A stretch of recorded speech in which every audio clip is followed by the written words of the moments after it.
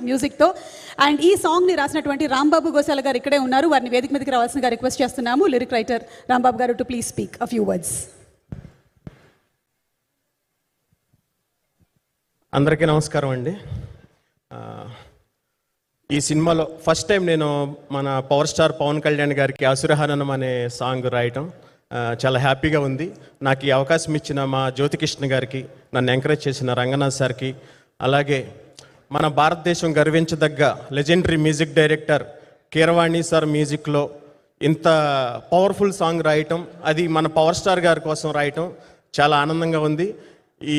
ఈ మ్యూజిక్ని ఇంత హిట్ చేసినందుకు చాలా చాలా థ్యాంక్స్ చెప్తూ ఈ సినిమాని బిగ్గెస్ట్ బ్లాక్ బస్టర్ చేస్తారని, అలాగే మా పవన్ కళ్యాణ్ గారికి నమస్తే చెప్తూ థ్యాంక్ యూ వెరీ మచ్.